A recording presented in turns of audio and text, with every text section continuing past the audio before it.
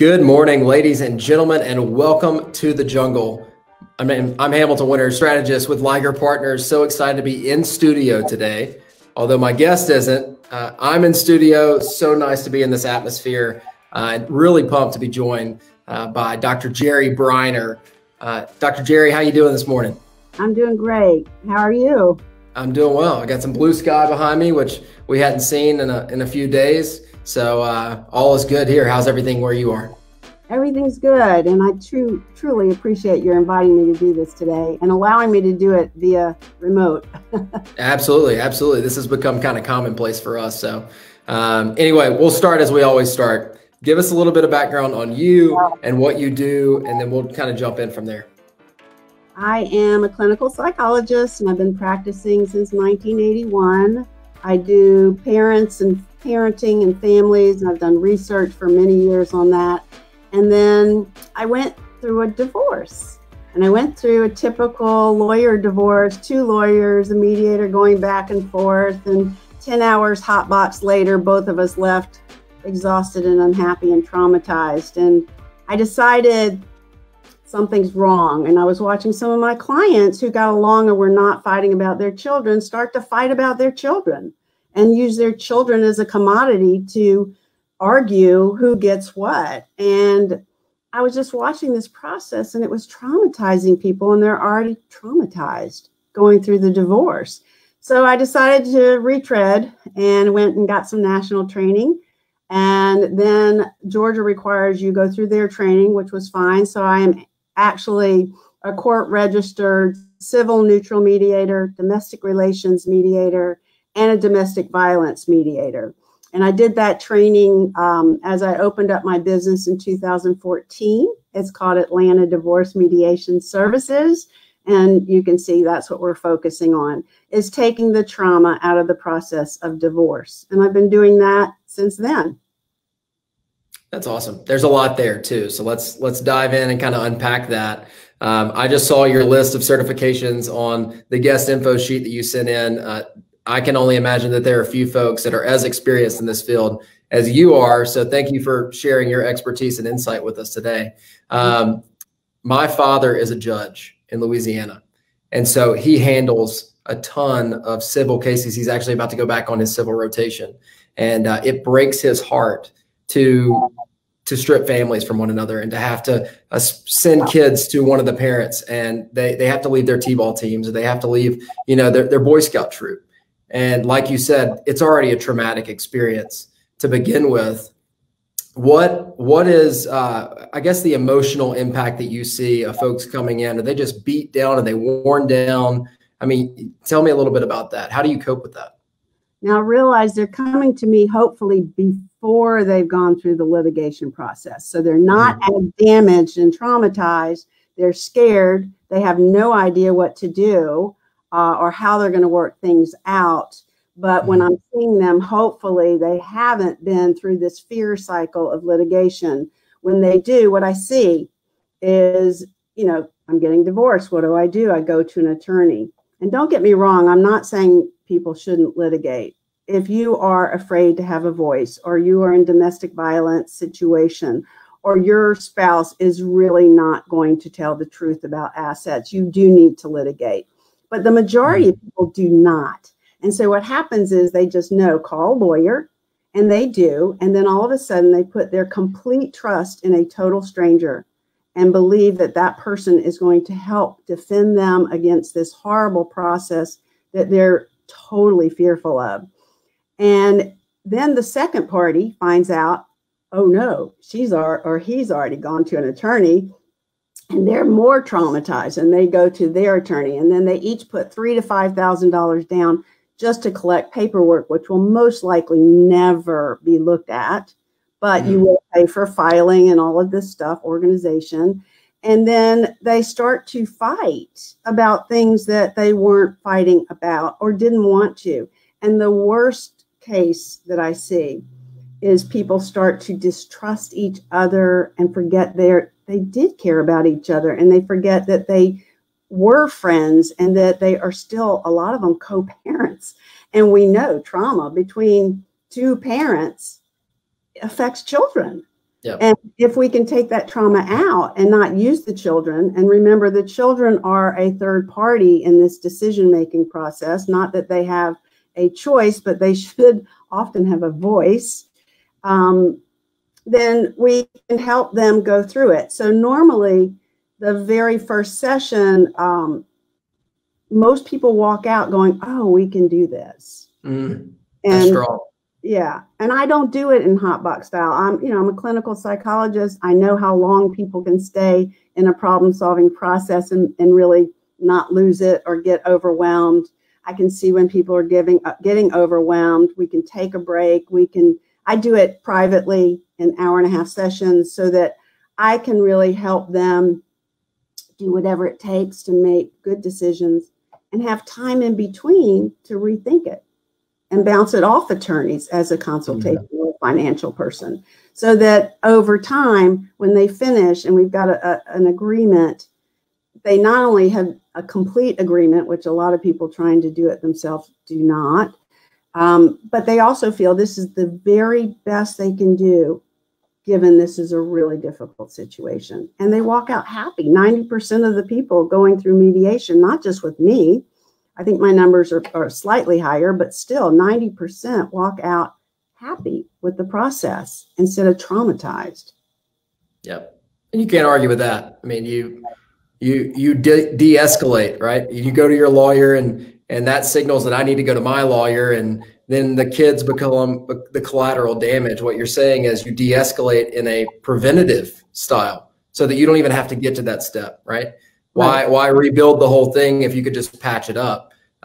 So I can only imagine that brings you a significance and a sense of fulfillment watching a couple that might have gone another direction and split up, and their families would have had to go through that trauma, yet they're walking out of your mediation services, either having come to an agreement or having come to the understanding that maybe it's not so bad after all.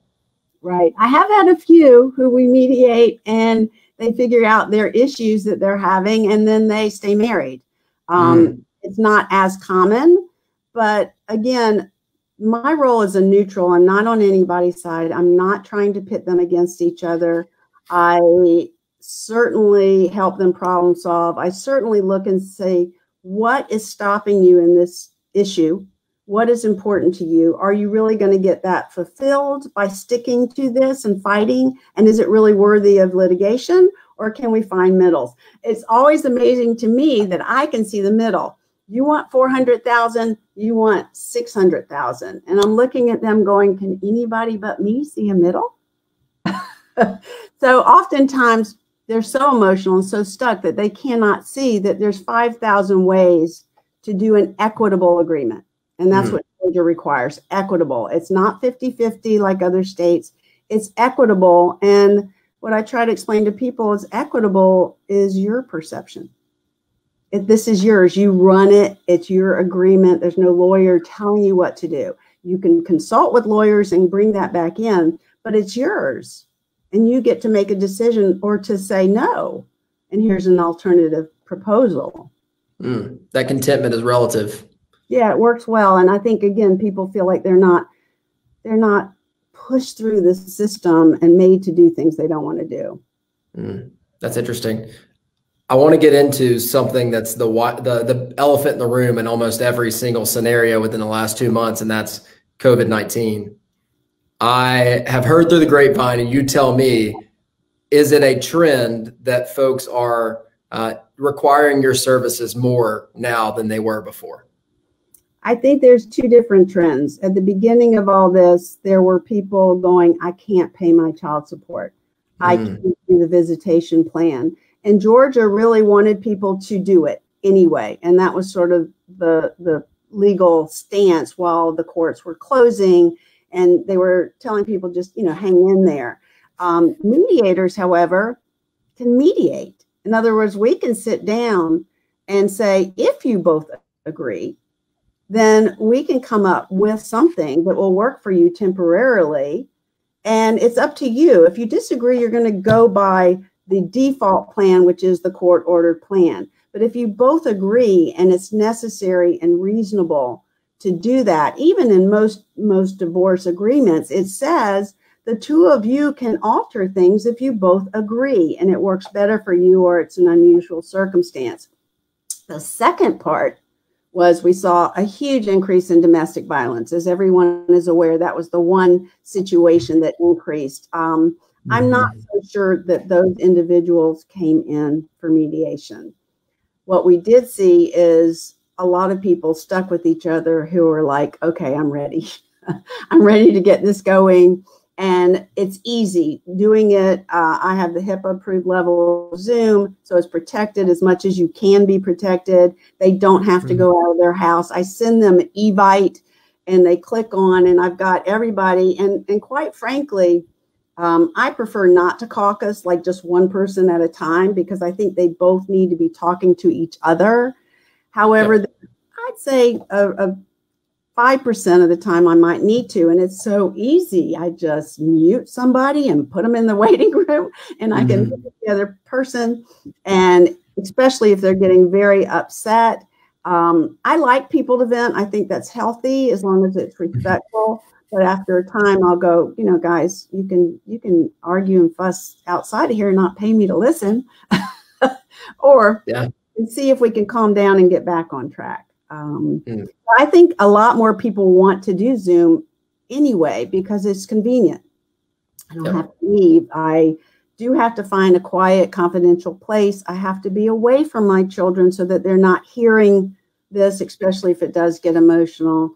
But it's so easy, and scheduling it can be scheduled at all different kinds, and people who are in different states can still mediate. So I think there was a little bit of this, but I think this will be sort of the sign of the future for mediation. Even, again, like I said, outside of the courtroom, I think people make better decisions, and it gives them time to make those decisions versus you're in the little room outside of the court, you're mediating, you write it up, you sign it, the judge stamps it, and you're done. And I'm going to give you a really good example of why that process concerns me. I'm sorry, I know I'm meandering, but not at all. I had a client who, I want the house. I'm not leaving the house. I want the children to come home for the holidays to this house. And he says, fine, you can have the house. And she has the salary and she can afford it. And if we'd been in court, and I'm not looking at the whole picture, the finances and understanding, and that's what they're fighting about. I write it up, goes to the judge, it gets approved. Well, she does have the money to pay for it, but she has no credit. So what happens in that situation with me is I'm like, great, take 2 weeks, go see if you can get a mortgage, which I sort of thought she was going to have trouble. And of course she comes back and her face is white and she's like, oh my God, I have the money, I can afford it, but I can't. If she had been in court, she'd probably have to sell the house because it was a done deal. With me, we were able to renegotiate a whole new thing, and it actually was brilliant. It's two people working together to try to help each other through the process. He gave her like 9 months to get credit, and we said wait, and if they couldn't, then she'd have to sell it. He knew what the equity was going to be. They decided on the lowest amount that they would sell it, and if they were fussing about realtors, they could come back in to mediate. And so we came up with a plan that was far better. It was practical and it was doable. And to me, that's the most important. Is it doable? You want to do this. It sounds great. Well, let's see if you can do that and still cover your own expenses. So. Wow. It seems like you took a couple shopping for something that you can't buy, and that's time. Right. And they need time. Right. But like you said, the court system doesn't always allow for time, and it's very black and white. And this is, hey, there's probably some gray area here that we can negotiate and find, hey, deep down, we both want the best for our children. Deep down, we both want to leave here and still be friends. But a lot of times that doesn't happen because things get escalated so quickly. That you pretty much already answered it. My next question was going to be, what has changed since you started in this field from then to now? Good, bad? You tell me. I think the courts, there's, I have memberships with family in courts and things like that. And I think that the court systems are making an exerted effort to look at mediation as the mode of operation. And I think attorneys are too. There's a lot of attorneys who are mediating as well instead of litigating. What I hope is all those people out there are actually certified and registered and, you know, really staying in a neutral role. Like, I cannot do therapy with a mediation client. I cannot wear that hat. If I think they need therapy, I can give them references, but I have to be very clean. And I said, the potential bad is that there are people out there who are attorneys who have a difficult time staying neutral. And neutral to me is the key with mediation. It is not my job to make their decisions. It's my job to show them ideas and help them see middles, but it really has to be their decision, and it's not adversarial at all. So the good part, more people are doing mediation. Judges are almost always sending people for mediation in the court if they're fighting. And I think that's an excellent process, and I don't want to negate that by my other example. I think if that's the only way to get people into mediation, then it should be done. Yeah.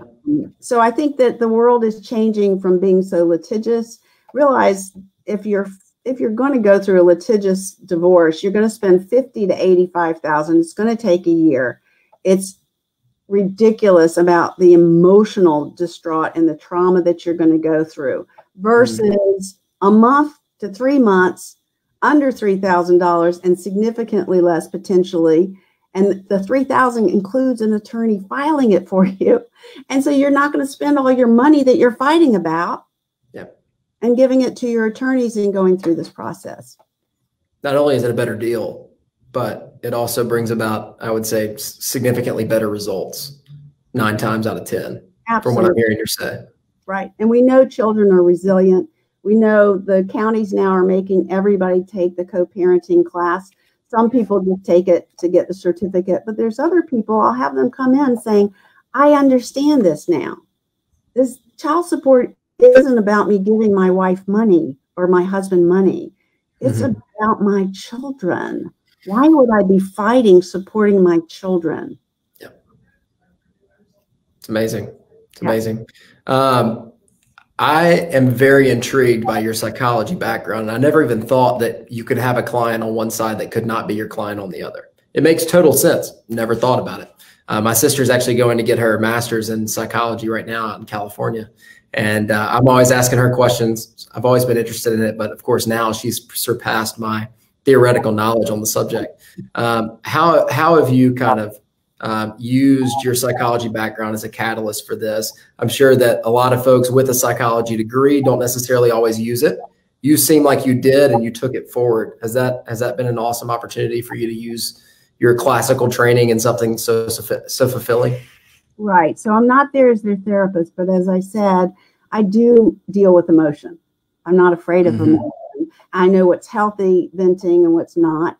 And I also know that people do need to engage and talk to each other. And I encourage that verse. But there's sometimes I don't. Sometimes I say, okay, look at me. Just talk to me. Hold on over there. You're each going to have a turn and I will control the session. But so there's a lot of things that I think when you come from a mental health training and then you learn the legal side of mediation, you can do that with all these 40-hour classes and 12-hour classes. And I don't know, I have hundreds of continuing education credits at this point. But it's very hard to train psychology in a 40-hour class.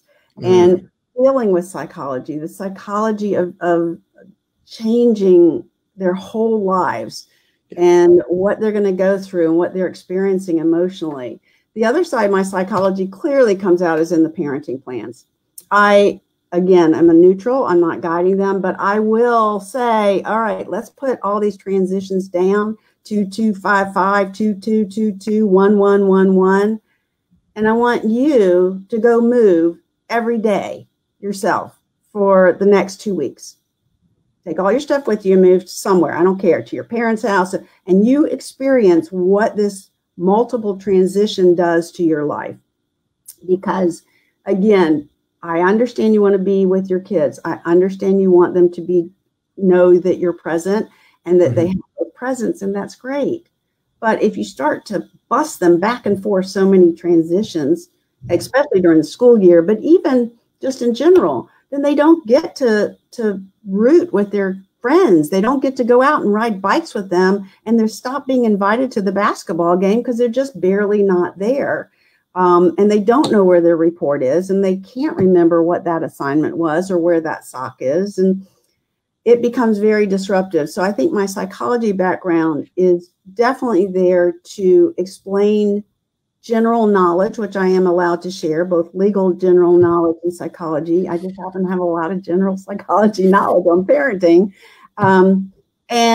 And I explain that because we see it with elder care as well, the transition of caretakers where the client gets confused. They don't know who's showing up today or where they're supposed to be, and it's extremely disruptive.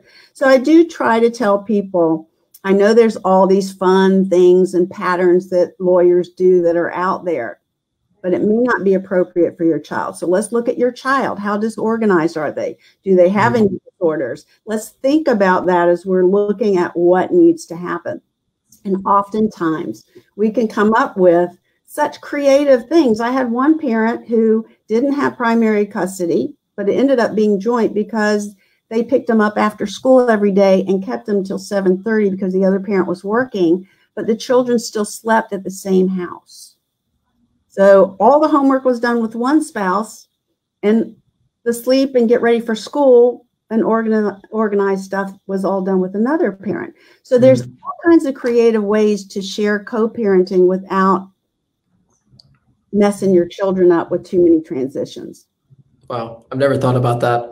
I guess it's the consistency. If there are inconsistencies, what can we keep consistent and how much can we keep it consistent? I mean, that's really no different than a lot of parents that one might work the graveyard when one might work the day shift, right? You're taking that co-parenting, but most folks, I would think when it comes to divorce, they think who has custody rather than who's going to co-parent and how that's going to work. Right. One thing, and this is, we got time for one more question.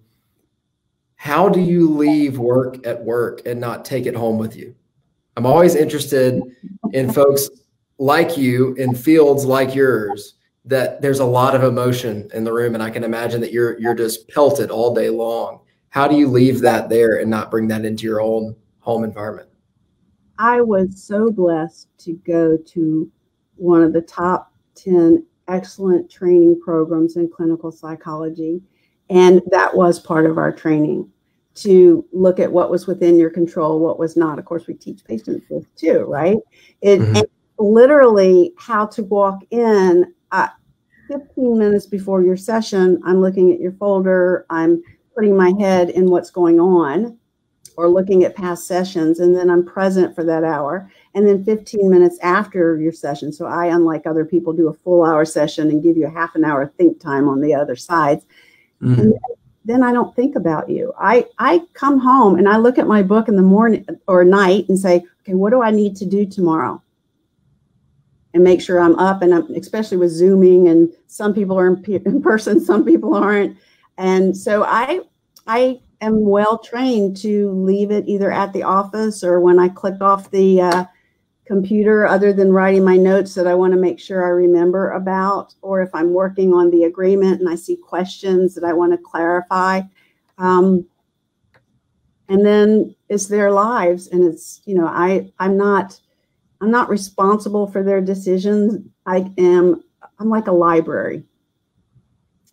And you come into the library and that person can guide you to resources. However, when you leave the library, you're gone. Yep. So it's really not that hard for me. I've been well versed in it way before I did the, the divorce mediation. So it's just something, again, it requires a lot of training because you can't come home and make it personal. Again, if you make it personal, you automatically are not going to be a good mediator. You're not neutral. Yep. Makes total sense. Makes total sense. This has been a fantastic discussion. I know that the folks watching, listening in, I want to continue the conversation. Some folks might be, looking for your services. Some folks might think that there's only this one way, and that's the thought. I need to go talk to a lawyer. Talk to Dr. Jerry Briner first. How could they get in contact with Dr. Jerry Briner? You let us know. They can all go to the website, which, by the way, whether you use me or not, I tried to put so much information in there that it would be really helpful for anybody, regardless of which route you use. And that is Atlanta Divorce Mediation Services with an S.com. Or you can call 678-985-8858. Or you can just email me directly or call or email me through the website. And that email is atlantamediator@aol.com. That's awesome. Well, thank you so much for joining me today, for being on the show, and for sharing your experience and insight with us. We really appreciate it. Thank you for having me. I enjoyed it. Take care. Absolutely. For everybody watching, listening in, thanks for being with us this morning in the jungle with Dr. Jerry Briner, Atlanta Divorce Mediation Services. Until next time, I'm Hamilton Winters, strategist with Liger Partners. We'll catch you in the jungle. See ya.